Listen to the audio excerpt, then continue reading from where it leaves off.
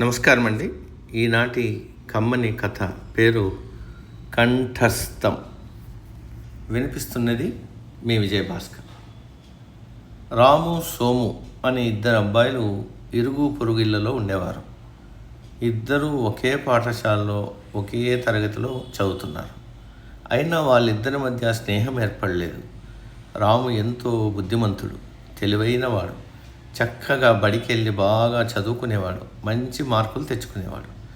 సోము ఇందుకు పూర్తిగా వ్యతిరేకం. బడికి సరిగా వెళ్ళడు, పాఠాలు చదివేవాడు కాదు. ఎప్పుడు అక్కడక్కడ గోళీలు బొంగరాలు ఆడుకుంటూ కాలం వృధా చేసేవాడు. ఇంట్లో తల్లిదండ్రులు, బడిలో ఉపాధ్యాయులు సోముని కోప్పడేవారు. రాముని చూసి బుద్ధి తెచ్చుకో, వాడెంత బాగా చదువుకుని మంచి మార్కులు తెచ్చుకుంటున్నాడో చూడు అంటూ రాముని మెచ్చుకొని సోముని కోపగించుకునేవారు. దాంతో సోముకి రాము మీద ఆగ్రహం ఏర్పడింది. రాముని ఎలాగైనా దెబ్బతీయాలనుకున్నాడు. పరీక్షలు దగ్గర పడుతున్న సమయంలో ఎవరూ చూడకుండా రాము పుస్తకాలన్నీ బావిలో పడేశాడు సోము.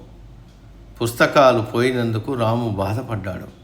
వాడి తిక్క కుదిరిందనుకున్నాడు సోము. పరీక్షలు వచ్చాయి. రాము చక్కగా పరీక్షలు రాశాడు. సోము సరిగా రాయలేకపోయాడు.